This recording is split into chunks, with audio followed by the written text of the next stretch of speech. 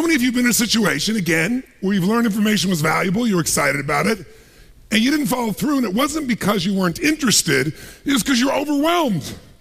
Who's been there before? Raise your hand and say, aye. We want to help you to change that. The way you change that is by learning one simple skill. It's a skill you already have, but you may not be using it to its maximum ability. And tonight, rather than teach you the whole skill, let's just point it out. And the skill is called chunking. Chunking is the understanding that when you're first learning something, that something feels like many things. Case in point, you're going to learn to drive a stick shift car and you're brand new at driving a car. Who can remember this experience?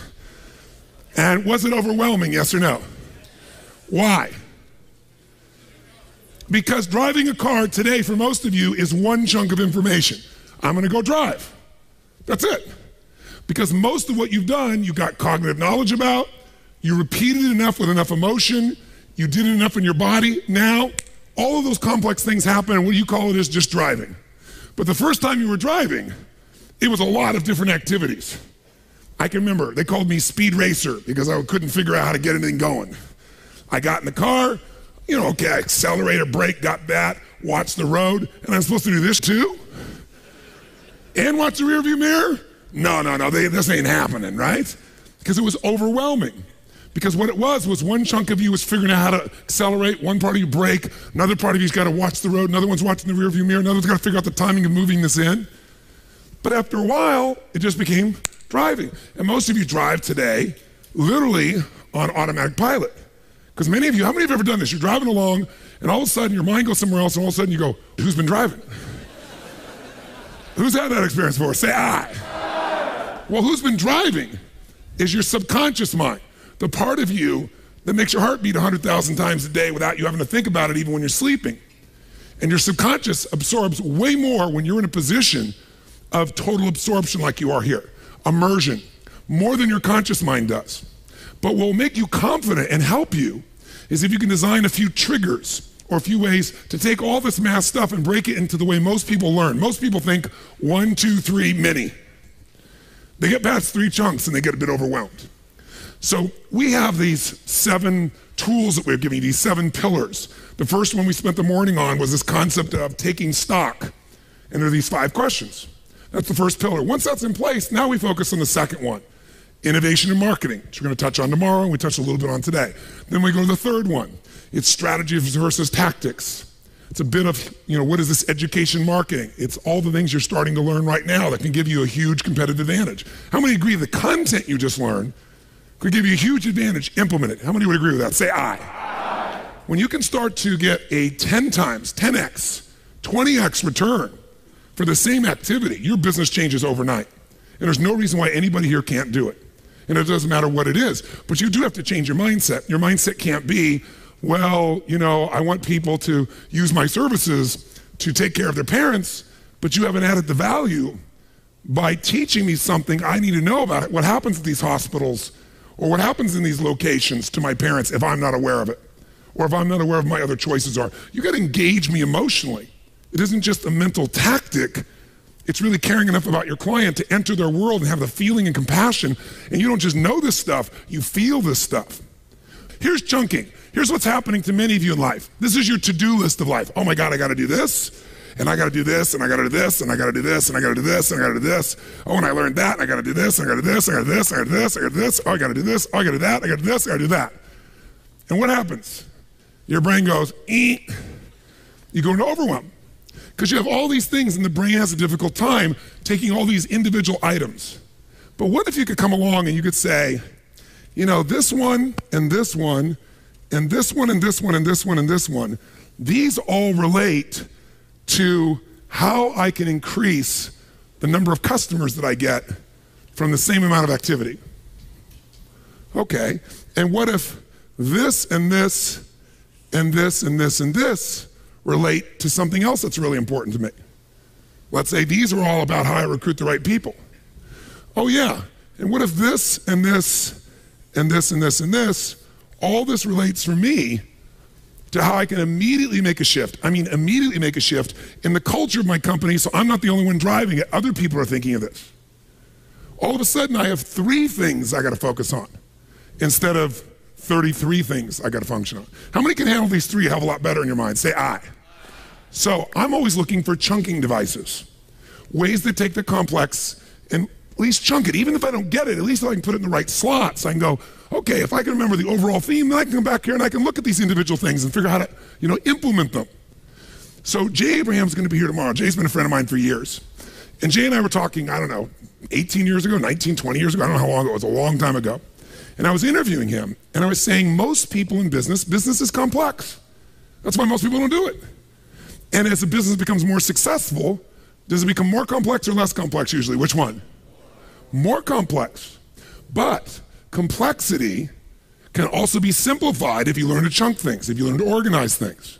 There's a lot of activity, for example, in sending an email, but today for most of us it's one chunk. It's been automated for us. Well, you can do the same thing with your business as it gets more complex. So I was saying to Jay, there's got to be a way. When we talk about all these tools for improving your business, I mean, really, there aren't that many ways to improve your business. If I wanted to improve my business and I said, look, a significant jump in most people's business would be 10 or 20%, but how many agree 33% big jump in your business? How many agree with that? Say aye. How many love to have a 33% jump? Say aye. I'm going to show you right now in less than 15 minutes how to do it. It's so damn simple. Because there aren't that many things you can do to grow that business. In fact, there's only 3 things. What if you could grow that business 250% in the same time period? Really, truly do it. How many of you interested in that? Say aye. Aye. Great, then let's chunk it right now. If you're going to grow a business, if you're going to increase a business of any sort, if you're going to make a shift, I want to give you the equivalent of this for a moment. I'll hide this so you're not staring at it anymore. There's really only 3 things you do to grow a business. Think about it. The first thing you do to grow a business, more than anything else, is you got to get more what? Got more what? Clients. Got to get more clients. Some of you used to call them customers. Many of you now think of clients. Again, as was noted earlier, customer, you might have a one-time relationship with a client. You're really trying to figure out how to meet their needs. You're looking out for them. You're trying to make sure that this is somebody you're protecting, you're caring for. If you get more clients and you're charging for your clients, are you going to increase the business? Yes or no? So that's one thing you can do, obvious. And by the way, you're going to learn a million different ways to get more clients, but that's one of those areas. What's the second thing you can do? There's only 3 things you can do. You can get more clients, and you can get, each time somebody buys, to get them to buy what? More. That's the only other thing you can really do. Get more clients or get them to buy more. Make an investment. It can be more money, more price, or a greater price per unit. If you increase the product quality, can you charge more, yes or no? Or could you have multiple products like we described to you? So when you meet their needs and there's other needs, they start going, wow, I need that too. And it's a legitimate need. You're not just selling them, you truly are meeting their needs. Can you find a way, once you have a client, to meet more of their needs if you're innovating, and if you love your clients, if you care about them, if you understand them, not mentally but emotionally? How many think you could find some other needs you could truly meet for them since you're an expert? How many could do this? Say aye. So if you do that, you can charge more, right? The third choice, and the only third choice to grow a business, get more clients, get more money each transaction, or get them to buy more often. Those are the only 3 ways to grow any business. I don't care what business you're in. That's what's so beautiful about this. Get more clients, get more income per transaction with the client, and or get the client to buy more often. And here's how you're going to do that. Open your notebook, and I'll put it on the screen for you as well. And let's do a little math, real simple math. And we'll do it with a number that's small enough that no one needs to grab their calculator. Number 1, out loud, so it's in your body. What's my first way to grow my business? Increase the number of? That's number 1. Number 2, increase the average what? More money per transaction. Or third, increase the what? Repurchase. Or some of you might get more referrals, because some of you might say, but Tony, I sell real estate and a person doesn't buy again. You know, on average, they might not buy for 4 years, 3 years, 5 years. But the best realtors I know have an absolute formula where they want, for example, a 20% return on all their clients. They don't necessarily buy again. They either buy again within 4 years, 5 years, or they refer somebody who buys. Now, not everybody does that, but some people refer 3 people that buy. One of the guys I know makes several $million a year in real estate, has been doing this for about 20 years. Because he has a formula. He has an absolute glow. I want you tonight, to leave with a formula for an absolute goal to grow your business by at least a third, and if you think you can do it without even being aggressive, 250%. Let's do the math. It's so damn simple. It's mind-boggling. So look right here. Let's take a number of customers. Let's say a business has a small business. Let's say it's a $200,000 little business to make it really, really simplistic. Some little startup, some little company just getting going. This might be Me Incorporated, one person or one or two people, but they want to do this. And they got 1,000 customers. And those customers' average price of a sale each time they buy is how much? Come on, guys, how much? $100. And they repurchase usually an average of how many times over the course of that relationship? Twice in a year in this case. So that produces $200,000. So let's just do this. How many of you think that screwing up, if you took one little itty bitty tiny, infinitesimal piece of these 5 days, you took one or two strategies, you could find a way to get 10% more clients? How many think you could do this? Let me see a show of hands. Anybody not think you could get 10%? If you don't now, that's okay, but at the end of 5 days, if you don't, we will have your head examined, right? You're gonna have so many ways. You could apply one or two out of everything. Just apply one and you could do this. So you get 10% more clients. For this person, 10% more clients, fill in the blank. How much would that be? They got 1,000 clients, they get 10% more. How many is that? 1,100. So we're gonna get 100 more to do it. And let's say that you're only gonna increase the average price of the sale by 10%. So how much would they get per transaction now? $110, jot it down. And let's say their average repurchase in a year is per customer is twice in a year, and we're gonna increase it 10%. So how much is that? 2.2%. Now with these small numbers, it's real easy. We add those together and guess what we end up with? $266,000. Doesn't sound like a lot of money, because most of you, a $200,000 business is ridiculous, but I'm doing this deliberately. That is a 33.1% increase in business. Here's the formula. Increase the number of clients by 10%, increase the transaction value by 10%, increase repurchase or referral by 10%, you just grew your business by a third. By the way, will your profit only be a third? How much of this is going to profit? Is it going to be the same as all your other purchases or all your other sales? Yes or no? No, because you're covering most of your overhead already in your core business. So your profitability, this goes to a great significant amount to your bottom line. Who here could find a way to get 10% more for your current product or service even without much enhancement? How many think you could do it? I'm just curious. How many could do it definitely by an enhancement or by adding another service? Let me see your hands. You know you could. How many think if you worked on it and focused on really serving your customer, you're going to buy 10% more often, 2.2 times per customer? How many think you could do that? Great. 1/3 business growth. I want you to get how simple this is. Now, if you wanted to get a little bit more aggressive, and most of you in this room certainly should, let's take the same little business, and let's say we're going to increase the number of clients, not 10%. If you can get a 10x or 20x return on your ads, if you start using education marketing as an element, you're using market data, and people start going, wow, of course I do business with you. You're not even selling them. You're just telling them the truth.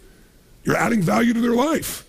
If you just took one or two or three of these strategies, and you're just a little bit more aggressive, you hired some salespeople. You're in young adult, you're in toddler, and you go hire some salespeople. Before you think you couldn't afford it, but now you go, you know what? I'm gonna figure out what the value of this customer is, and I'm gonna pay disproportionately for some of these people. Or I'm gonna do an educational strategy like we saw, where I can give them more income. I'm gonna go hire some more salespeople. Or you're in that stage of young adulthood, and you say, you know what? We're gonna get much more efficient. I'm not gonna keep nailing to everything. I'm gonna find a more efficient way to get my clients. Whatever it is. Let's say increase them by 33%. 33% would be 1,330 new clients. Say it took you a year to do that. And by the way, let's say we increased the value per sale by 25%. So now instead of 100, it'd be how much? Come on, guys, how much? 125. And let's say we increase the repurchasing frequency by 50%. 50% more. Which, by the way, if somebody loves you, they're not going to buy 2.2 times. They probably buy 3 times in a year if you're really adding the value. So that's 3 times. Now, when you put those numbers together, what do you end up with, by the way? You end up with a $500,000 business that used to be a $200,000 business. Who thinks they could do this in a year? I'm just curious. Let me see your hands. You could do it, frankly, without most of the strategies you're learning here.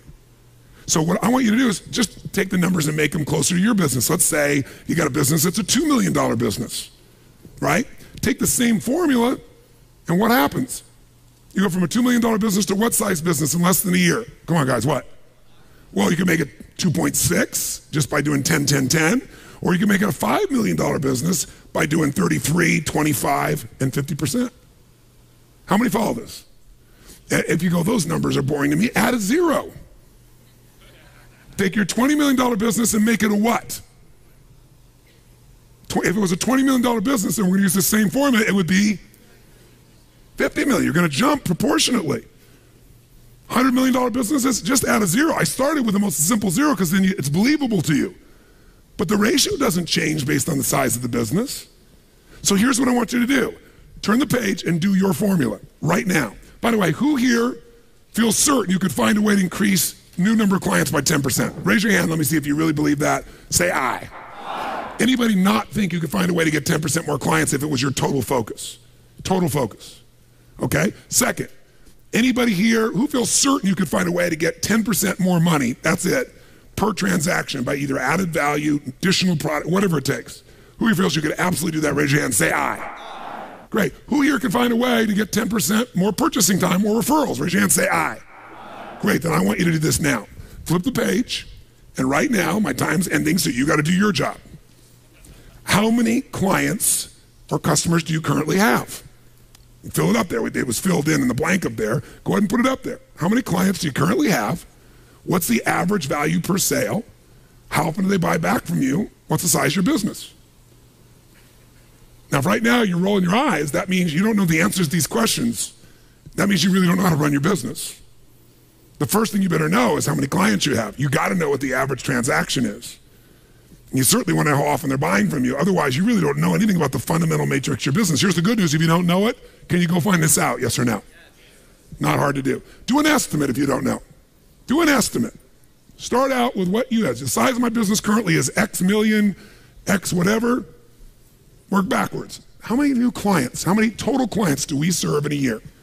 Some of you thought of them as customers. You can use that word if it helps you get back to what they were, because many of them were customers for you. How much on average do those people pay? How often do they buy? And then all I want you to do is fill that in, and then below it, add 10%, 10%, 10%, and calculate the number. And you will know your plan. Or if you want to grow it 250%, add 33, add the 25, add the 50. We're going to give you, since I'm done and I did it in less than 15 minutes, we'll give you 5 to come up with your formula. Go.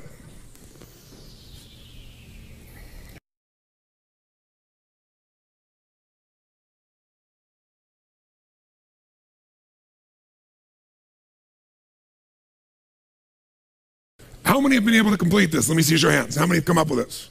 Great. If you got a question, 2 or 3 quick questions. I try to answer a few. The biggest question I'm hearing from several people, Mark, were you over there? Where are you, Mark? Yeah, Mark, would you share your question so we give a perfect example? Give me hands. Mark, ladies and gentlemen. No, I said it's Mark, ladies and gentlemen.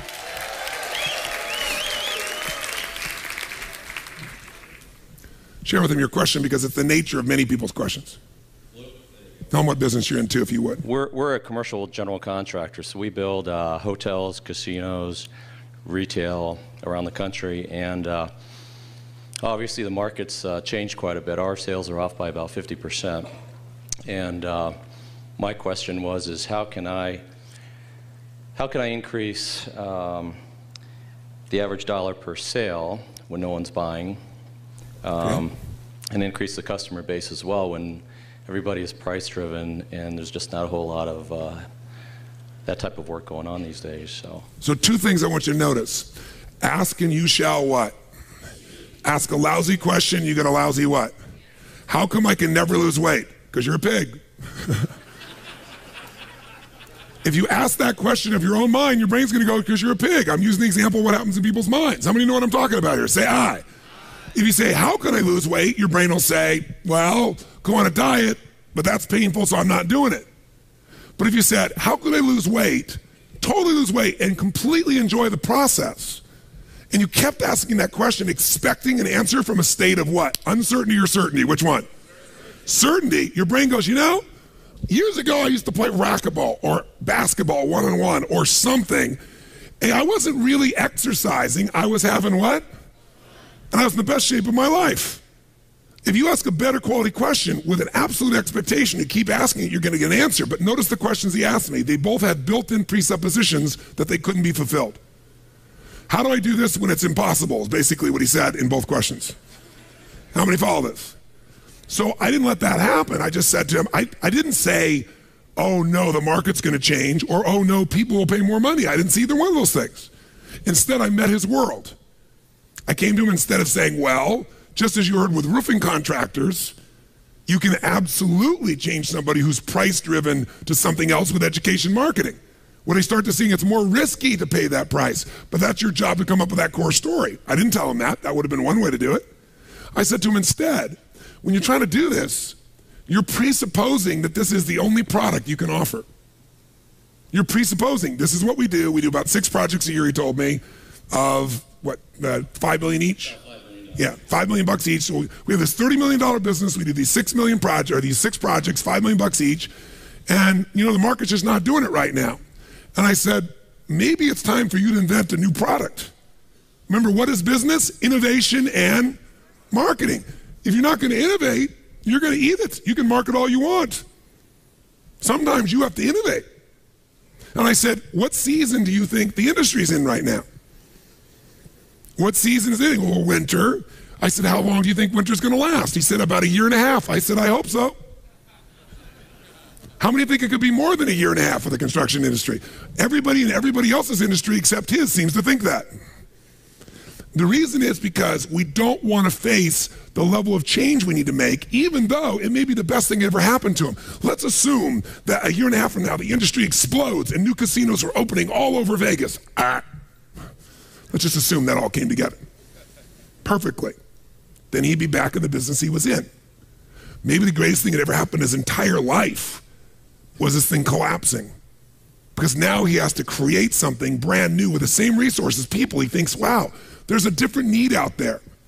There's a need right now. People are aging. I'm making this up. This is completely wrong. People are aging, and the only place they can go is these, not even hospitals, these horrible places nobody here would want to put, who had any caring for their parent, would want to put their parent. And yet people at the same time can't take care of them at home very often. What if we built facilities that were like residential facilities? Completely wrong idea. And we did them in partnership with the state that has funds for it. And oh my gosh, we could do something that actually took the millions of people that are getting older, the baby boomers, they're turning 65, 1 every 10 seconds. And wow, the value of that real estate's going to go up because, by the way, that real estate's a necessity. This real estate's an accessory. Now, it's very different. We might not do $5 million projects. Maybe we do, instead of 6 $5 million projects, we do 31 $1 million projects. Maybe we do 35. Maybe we make $35 million.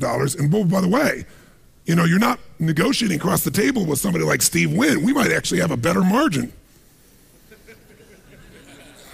You know, instead of a casino. I'm making this up. It's probably the stupidest idea on earth. The point is, there's an idea that isn't stupid. How many follow what I'm talking about here? See, when I'm listening to you guys, my brain's racing, and my brain's racing going, get out of your box.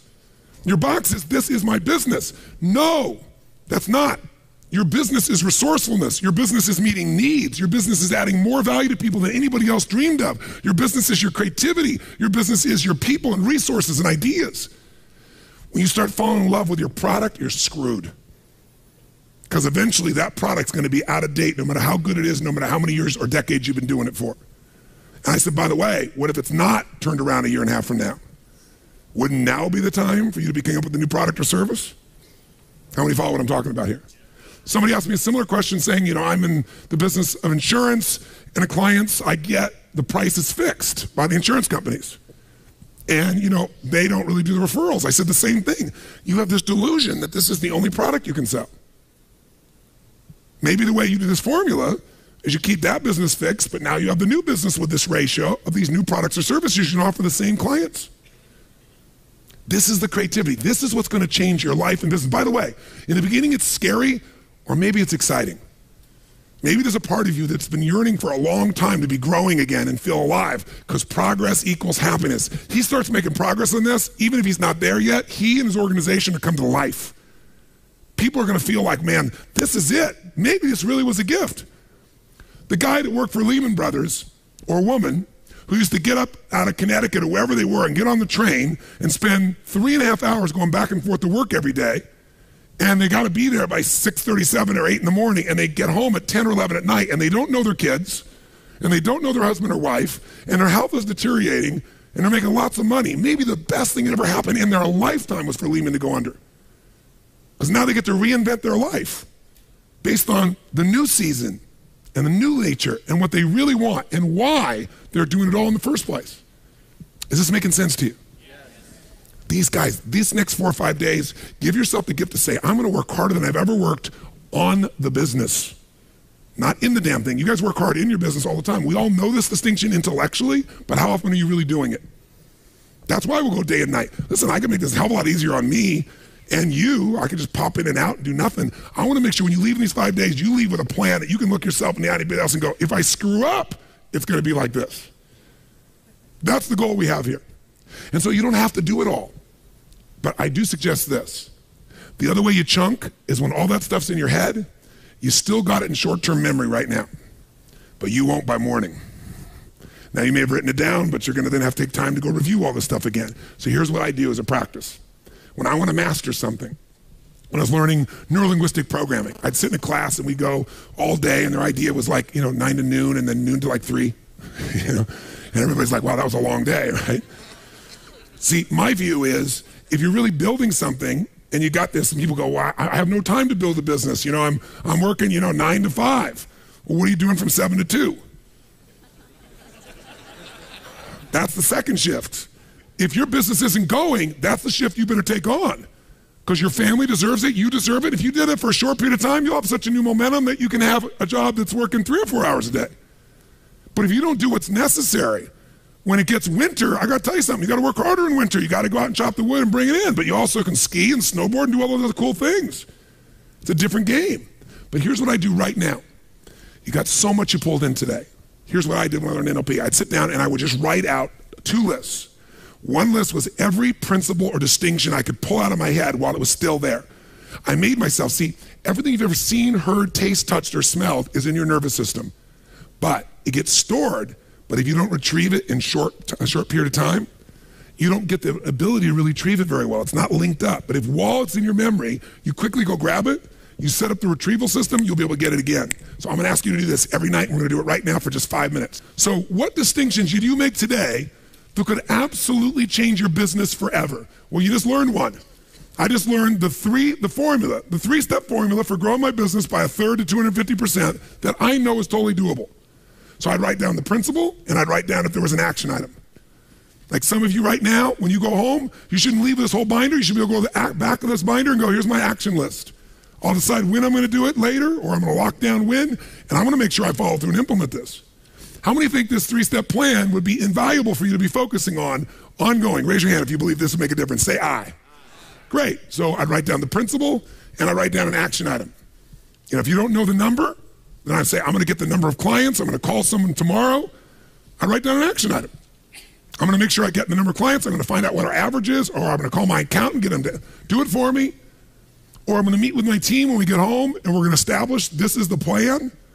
You don't just take the information in and go, isn't that interesting? You come up with principles and action plans.